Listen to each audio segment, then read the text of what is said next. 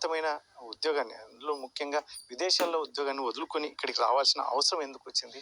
ముఖ్యంగా ఈ సేవలు ఎందుకు? 10 రూపాయలకే సేవలు చేయాల్సిన అవసరం ఏమొచ్చింది? తదితర అంశాలతో మనతో మాట్లాడడానికి డాక్టర్ గారు ఉన్నారు. ఏం చెప్తారు? సరే, ఏంటి సార్ మీరు ముఖ్యంగా ఫారిన్‌లో ఉద్యోగాన్ని వదులుకొని ఇక్కడ సేవలు చేయాల్సిన అవసరం ఏమొచ్చింది? అందరికీ నమస్కారం. నా పేరు డాక్టర్ కోనంకి శ్రీధర్. నేను senior rehabilitation orthopedic physiotherapist. So నేను పుట్టి పెరిగిండేదంతా కూడా అనంతపురం పట్టణంలోనే. ఇక్కడే శ్రీ విద్యానికేతన్ స్కూల్, తర్వాత బాబు జూనియర్ కాలేజ్ బైపీసీ, తర్వాత ఎంసెట్ 372 ర్యాంకు, అనంతపురం కస్తూరి ఫిజియోథెరపీ కాలేజ్ మొట్టమొదటి బ్యాచ్ నా గవర్నమెంట్ సీటు. దాని తర్వాత ఉస్మానియాలో చదువుకోవడం, దాని తర్వాత న్యూజిలాండ్ వెళ్ళడం, అక్కడే పీజీ చేయడం. సో ఇవన్నీ చేసినప్పుడు అంటే కేవలం వ్యక్తిగతంగా నా వరకు ఉపయోగం తప్ప నేను పుట్టి పెరిగిన దానికి ఏం లేదు. మామూలుగా నేను ఒక స్వయం సేవకుని. అంటే మా తండ్రి గారి కాలం నుంచి మేము స్వయం సేవ కుటుంబం, సుదీర్ఘ కాలం పాటు. సంఘము స్వయం సేవకు నేర్పించేది ఒకటే. ఆది కాలం నుంచి, వేదకాలం నుంచి, పుణ్యకాలం నుంచి మన పెద్దలు రంగరించి మేళవించి మనకి ఏదైతే ఇస్తారో అదే భారతీయత, అదే భారతీయ సంస్కృతి. తల్లికి బిడ్డ దూరం అయ్యేటప్పుడు తల్లి విలువ తెలుస్తుంది. ఈ దేశం నుంచి నేను అక్కడికి చదువుకునేకి వెళ్ళాను. సో వెళ్ళిన తర్వాత భారతదేశ సంస్కృతి ఔన్నత్యము ఇంకా నాకు బాగా తెలిసి వచ్చాయి. ఎంత తెలిసి వచ్చినా కూడా జీవితంలో ఒక అనుభవం అనేది రావాలి. సో అనుభవం చిన్న వయసులోనే వస్తే మనం సమాజానికి ఏదైనా చేయగలము. అదే సుదీర్ఘ కాలం పాటు జీవితం అంతా అయిపోయిన తర్వాత ఒక 60 ఏళ్ళు 70 ఏళ్ళు వచ్చిన తర్వాత మనం చేసేకి ఏముండదు. సో దేవుడు నాకు అవకాశం ఇచ్చాడు, వైద్యం అనేది చదివిచ్చారు. తండ్రి గారి కోరిక నెరవేర్చడానికి నేను అనేక సంవత్సరాలు, దాదాపు 8 సంవత్సరాల పాటు న్యూజిలాండ్లో ఉండడం, ఫస్ట్ బ్యాచ్ నాది కంప్లీట్ అయిపోవడం, అంటే ఎక్కడ కూడా ఫెయిల్ అనేది లేకోకుండా అన్ని ఫస్ట్ అటెంప్ట్లోనే పాస్ అయిపోయి వెళ్ళిపోవడం. సో అక్కడికి వెళ్ళిన వైద్య విజ్ఞానాన్ని నా ఊరి ప్రజలకు, మా ప్రాంత ప్రజలకు, సో ఇక్కడ ఉన్నటువంటి, ఎందుకంటే మనం చూస్తే రాజస్థాన్ తర్వాత అనంతపురం అత్యంత కరువు ప్రాంతం అనేది మన చిన్నప్పటి నుంచి మనం వింటున్నాం. సో కరువు ప్రాంతం ఎందుకు వస్తుంది? కరువులో ఎక్కువ మంది పీడితులు ఉంటారు, దళితులు ఉంటారు, బాధితులు ఉంటారు, నిర్భాగ్యులు ఉంటారు, అనేక మంది. ఈ విధంగా సమాజంలో మనం చూసుకుంటే సంఘం నేర్పించిండేది కూడా ఒకటే. మా సంఘం అయినా పెద్దలు నేర్పించిండేది ఒకటే, అంత్యోదయ పథకం అంటారు. అంటే irrespective of caste, creed, sex, religion and one nation one country, that is our భారతీయత, that is our culture. So ఆ కల్చర్లో భాగంగానే, అంటే పంక్తిలో మనం అన్నం పెట్టినప్పుడు చిట్ట చివరి వానికి కూడా మన ఫలాలు అందాలనేదే మన సంస్కృతి. ఆ సంస్కృతిలో భాగంగా ఇక్కడ పేదవాడైనా పెద్దవాడైనా రూల్ ప్రకారం వస్తారు, చూపించుకుంటారు. సో అందుకే వాళ్ళ కోసం మేము 10 రూపాయలు అనేది పెట్టాం. ఆ విధంగానే మేము ముందుకెళ్తున్నాం. ముఖ్యంగా 10 రూపాయల బేస్ మీద, ఎస్పెషల్లీ ఎందుకంటే తెల్ల రేషన్ కార్డు పెట్టి మ్యాండేటరీగా 10 రూపాయల ఫీజు అనేది ఎందుకు? ఇది ఎందుకంటే గ్రౌండ్ లెవెల్లో రీచ్ అవ్వాలని ఏంటి అసలు దాని కాన్సెప్ట్? 10 రూపాయలు అనేది ఎందుకు పెట్టామంటే, చాలా మంది జనరల్గా అనుకోవడమే అంటే ఇదేదో ఆషాఢ మాసం ఆఫరో, సంక్రాంతో లేదంటే రంజానో, క్రిస్మస్ అంటారు. ఇది ఆఫర్స్ కాదు, అట్లా కాదు. ఎందుకంటే వైద్యం అనేది వాజ్పేయి గారి సిద్ధాంతం ప్రకారం విద్యా వైద్యం ఒకటి ఇవ్వగలిగితే సమాజానికి మిగతావి ఏవి అవసరం లేదు. సో అంటే మనకు భారతదేశంలో అత్యంత ఆదరణ కలిగినటువంటి ప్రధానమంత్రి ఎవరున్నారంటే పెద్దలు వాజ్పేయి గారు అనేక సందర్భాల్లో వారు చెప్పారు. ఎందుకంటే విద్య వైద్యం ఎవరికైతే అందుతుందో చిట్ట చివరి వారికి కూడా, సో ఆటోమేటిక్గా మిగతా ఫలాల వాళ్ళే తెచ్చుకోగలుగుతారు. సో ఈరోజు మా తండ్రి గారు నాకు విద్యనిచ్చినారు, తర్వాత వైద్య చదువునిచ్చినారు. మరి నాతో పాటే నా పక్కన ఉన్నటువంటి క్లాస్మేట్స్ కావచ్చు, నాతో పాటే నా రిలేషన్స్ కావచ్చు, నా సోదరులు కావచ్చు, మీడియా సోదరులు కావచ్చు, తర్వాత అనేక పత్రికా రంగంలో కావచ్చు, మీడియా కావచ్చు, రైల్వే కావచ్చు, అనేక డిపార్ట్మెంట్లో ఈరోజు చిన్న నొప్పి వస్తే కోతకు వెళ్తున్నారు. చిన్న నొప్పి వస్తే వారి ఆర్థిక కుటుంబాలన్నీ చిన్న భిన్నం అవుతున్నాయి. అంటే అవగాహన లేకపోవడము, దాని పట్ల అవేర్నెస్ లేకపోవడము. సో మనం ఎప్పుడైతే కింది స్థాయిలోకి వెళ్ళాలనుకుంటామో వాళ్ళను కూడా మనం దృష్టిలో పెట్టుకొని చేయగలిగితే ఇది ఒక కారణం.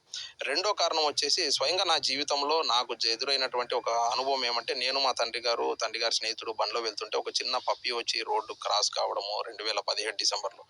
సో ఎప్పుడైతే ఆ రోడ్డు క్రాస్ అయ్యేటప్పుడు ఆ పప్పి వచ్చి నేను తర్వాత యాక్సిడెంట్ గురి కావడము, సో కాలు కింద పెట్టిన వెంటనే నా మోకాలు ముఖ్యంగా నీ జాయింట్ 12 పీసులు అయిపోయింది. సో అంటే ఇప్పటివరకు బయట ప్రపంచానికి తెలుసు, మీ ద్వారా అయితే తెలుస్తున్నాను. సో దాదాపు 10 నెలల పాటు నేను మంచం పైనే ఉండిపోయాను. సో నేను మంచం మీద ఉన్నప్పుడు నాకప్పుడు నా వైద్యమే నాకు ఉపయోగపడింది. సో అంటే నేను అక్కడ రాడ్ కానీ ఇంకోటి వేయించుకోకుండా కేవలం ఫారిన్ టెక్నాలజీతో, నేను ఏదైతే న్యూజిలాండ్లో అడ్వాన్స్ టెక్నాలజీ చూశానో అదే టెక్నాలజీ నేనే బెడ్ మీద నా సొంతం మీద నేనే వాడుకున్నాను. సో ఈరోజు నేను దాదాపు 5 కిలోమీటర్ల పైన వాకింగ్ చేయగలుగుతున్నాను. సో మెట్లు ఎక్కగలుగుతున్నాను. దాదాపు 6-7 సంవత్సరాల నుంచి నేను లిఫ్ట్ కూడా ఎక్కను ఈరోజు కూడా. సో 10 నెలల మంచం మీద నుంచి నేను దిగిన తర్వాత మా తండ్రి గారు ఒక మాట చెప్పిండేది ఏమంటే, నువ్వు నడిస్తే ఉపయోగం లేదురా, నీలాంటి వ్యక్తులు సమాజంలో చాలా మంది ఉన్నారు. సో వాళ్లకు నీ చదువు ఉపయోగపడినప్పుడే జీవితం సార్థకత ఉంటుందని చెప్పి ఆయన చెప్పడంతో, ఎందుకంటే ఆయన కూడా ఒక స్వయం సేవక, RSS. సో ఆ నేపథ్యంలో వచ్చిన కుటుంబం కాబట్టి 10 రూపాయలు నేను 10 నెలల తర్వాత దిగాను అని చెప్పి అందులో భాగంగానే 10 రూపాయలు తప్ప ఇంకో వేరే ఉద్దేశమో లేకుంటే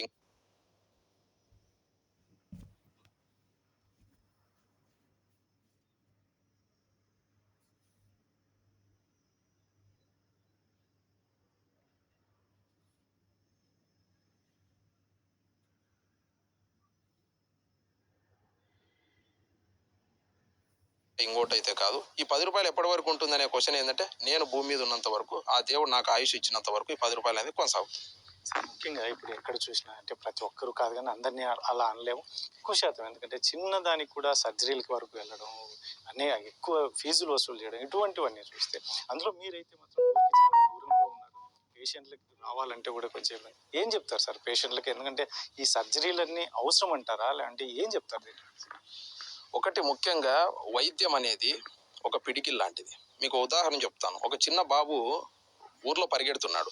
ఆ బాబు వెనకాల ఊరంతా పరిగెడుతుంది. తర్వాత ఆ బాబుని పట్టుకొని కొంతమంది అడిగారంట, ఏం బాబు నువ్వు ఎందుకు పరిగెడుతున్నావు అంటే, మిమ్మల్ని చూసి నేను భయపడి పారిపోతున్నాను ఆ బాబు చెప్పాడు. మరి పిడికిలు ఎందుకు బిగించావు అంటే మీరు నన్ను కొడతారేమో నేను పిడికిలు బిగించాను అని చెప్పాడు. మరి పిడికిలు ఓపెన్ చేసి చూస్తే ఏమీ లేదు. సో వైద్యం కూడా అలాగే ఉంటుంది. పిడికిలు బిగించినంత వరకే వైద్యం, పిడికిలు తీస్తే ఏమీ లేదు. అంటే ప్రజలకు అవగాహన చెప్పాలి అని మేము వైద్య పరిభాషలో ఎప్పుడైతే మేము first year anatomy, physiology, biochemistry మేము తొలి సంవత్సరం చదివేటప్పుడు అప్పుడు మాకు మెడికల్ ప్లెడ్జ్ అని ఉంటుంది. సో మన ఇంట్లో ఏ వస్తువులు ఉన్నాయనేది మనకు తెలుస్తుంది, పక్కింట్లో ఏ వస్తువులు ఉన్నాయనేది కూడా తెలుస్తుంది. కానీ మన ఒంట్లో జరిగే వ్యాధి ఏముంది, మన ఒంట్లో జరిగేటువంటి కారణం ఏంది అనేది వైద్యునిగా చెప్పాల్సిన ధర్మం వైద్యులకు ఉంది. అదేవిధంగా పేషెంట్లకు తెలుసుకోవాల్సిన ధర్మం వాళ్ళకు కూడా ఉంది. కానీ గతంలో మనం చూస్తే వైద్యో నారాయణో హరి అని ఎందుకన్నారంటే, నారాయణుడు కనిపించడు, వైద్యుడు కనపడతాడు, అందువల్ల వైద్యో నారాయణో హరి అన్నారు. కానీ ఇప్పుడు రాబోయే రోజుల్లో అందరూ కాదను, 99% ఈ రోజు కూడా మీరు ధన్వంతరి గారిని చూస్తే, సుశ్రుతిని చూస్తే, వాగ్బాటుని చూస్తే, అంటే మన వేదాల్లో వారు అనేక మంది మహా ఋషులు, పుణ్యాత్ములు. సో అదేవిధంగా ఈ రోజు కూడా చూస్తే వైద్య రంగంలో ఈరోజు నోరి దత్తాత్రేయుడు కావచ్చు, ఇలా అనేక మంది క్యాన్సర్ వారికి సంబంధించి ఇలా అనేక మంది చాలా మంది వెల్ విషర్స్ ఉన్నారు. సమాజం కోసం వాళ్ళ జీవితాన్ని దారబోసే వ్యక్తులు ఉన్నారు. అందులో భాగంగా వాళ్ళ ముందర నేను చేసేది చాలా చిన్నదని నాకు ఇప్పుడు కూడా అనిపిస్తూ ఉంటుంది. అదే సార్, ఫైనల్గా ఏం చెప్తారు సార్? అనంతపురం జిల్లా ఘాట్ ఏరియా మీరు ఇంతకుముందే చెప్పారు, ఇక్కడ ప్రాంత ప్రజలకి సేవలు ఇంకా అత్యున్నతంగా రాబోయే కాలంలో మీ నుంచి ఏం ఆశించవచ్చు? వాస్తవంగా మాది సొంత బిల్డింగ్, ఇది సొంత ఇన్ఫ్రాస్ట్రక్చరు. సో నన్ను మెడికల్ చదివించేటప్పుడే మా తండ్రి గారి కోరిక ఏమంటే, నేను నిన్ను మెడిసిన్ చదివిస్తా అంటే ఏదో సంపాదన కోసమో ఇంకోటో కాదు. జీవితంలో ఎప్పుడన్నా కానీ మంచి డాక్టరా చెడ్డ డాక్టర్ అంటారు, కానీ పెద్ద డాక్టరా చిన్న డాక్టర్ అని ఎక్కడ అనరు. సో మంచి చెడు ఎనికితో వస్తాయి తప్ప డబ్బు రాదు, ఏమి రాదు. కరోనా టైంలో మనం ఏం నేర్చుకున్నామండి, ఇది ఒక ఉదాహరణ. పక్కవాడు తుమ్మితే, పక్కవాడు దగ్గితే మనం జాగ్రత్త పడ్డాం. అంటే ఈరోజు మళ్ళా కూడా ఎందుకు జాగ్రత్త పడాలంటే, సమాజంలో మన పట్ల ఉన్న వ్యక్తి కోసం మనం బతకాల్సిన, ఎందుకంటే man is a social animal. ఒకరికొకరు సాయం చేసుకోవాలి, ఒకరికొకరు ముందుకెళ్ళాలి, అప్పుడే జీవితం బాగుంటుంది. పడుకుంటే మనకు నిద్ర కూడా ప్రశాంతంగా వస్తుంది.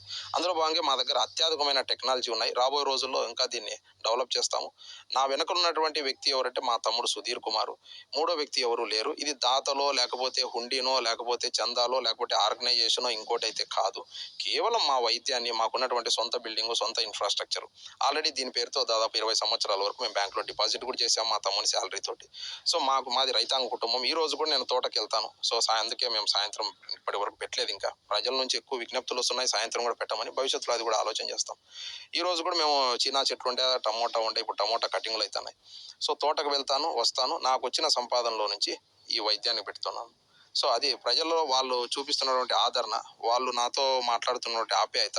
అంటే ఒక తల్లి మా అమ్మకు వైద్యం చేస్తే ఎలా ఉంటుంది, మా చెల్లికి వైద్యం చేస్తే ఎలా ఉంటుంది, మా అక్కకు వైద్యం చేస్తే ఎలా ఉంటుంది, మా సోదరికి వైద్యం చేస్తే ఎలా ఉంటుంది, అదే ఒక తమ్మునికి వైద్యం చేస్తే ఎలా ఉంటుంది, ఆ ఫీలింగ్తోనే ఇక్కడ వారు మాకు సంబంధాలు ఏర్పడినాయి. అనేక విధాలుగా సగం అంతా వైద్యం కూడా వాళ్ళకు విషయం చెప్పగలిగితే అక్కడే 90% వైద్యం అయిపోయినట్లే. కేవలం 10% మాత్రమే చిట్ట చివరిగా వైద్యం ఇస్తాను.